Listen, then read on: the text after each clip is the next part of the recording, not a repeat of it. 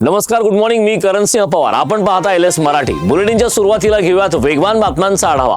मुख्यमंत्री देवेंद्र फडणवीस यांनी आगामी महापालिकेच्या निवडणुकीवर मोठे भाष्य केले. मुंबई महापालिकेमध्ये महायुती म्हणून निवडणूक लढवली जाणार असल्याने भाजप कार्यकर्त्यांमध्ये नाराजी असल्याची चर्चा ही जोरदार रंगतीये. त्यावर बोलताना देवेंद्र फडणवीस म्हणाले की मला वाटते की कोणामध्ये फार काही नाराजी असेल असं मला वाटत नाही. ठीक आहे, कार्यकर्त्यांना वाटते की जास्त संधी मिळाली पाहिजे, पण सगळ्यात महत्त्वाचे आहे की मुंबई महानगरपालिकेवर महायुतीचा झेंडा लावणं, अशी प्रतिक्रिया देवेंद्र फडणवीस यांनी दिली.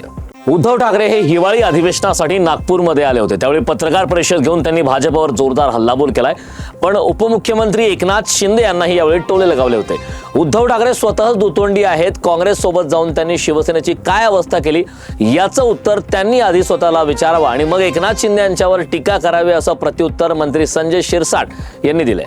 बार्टी सारथी प्रवेशावर लिमिट येणार असल्याची माहिती उपमुख्यमंत्री अजित पवार यांनी दिली. एकाच कुटुंबातील 5-5 लोक PhD करतायत असंही त्यांनी म्हटलंय. तर यावर उत्तर देताना शिवसेना ठाकरे गटाच्या नेत्या सुषमा अंधारे यांनी अजित पवार यांना जोरदार टोला लगावलाय.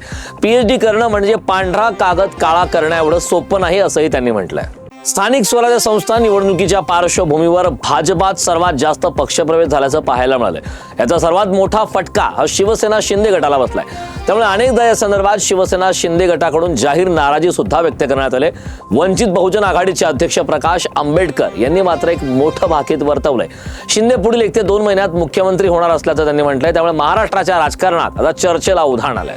उपमुख्यमंत्री एकनाथ शिंदे यांनी सर्वात मोठी घोषणा केली. या घोषणेअंतर्गत आता सिडकोची घरे स्वस्त करण्यात आली आहेत. या निर्णयाचा हजारो लोकांना फायदा होणार आहे. सरकारने सिडकोच्या घरांची किंमत तब्बल 10% कमी करण्याची घोषणा केली.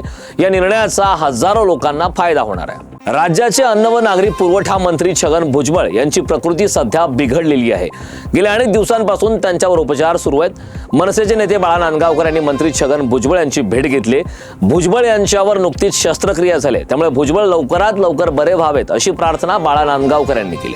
राज्यात थंडी कमी अधिक बघायला मिळते. अनेक भागात 6.3 अंश सेल्सिअस तापमानाची नोंद झाली आहे. गारठा वाढतोय.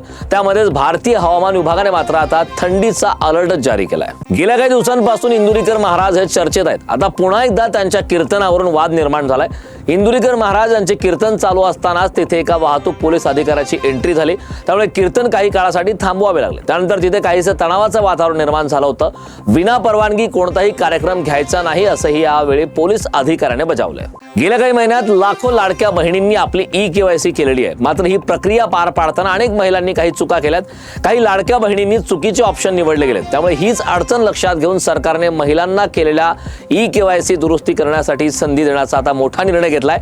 लाडक्या बहिणींसाठी सरकारची घोषणा करत EKYC साठी हा सर्वात मोठा निर्णय घेण्यात आलाय.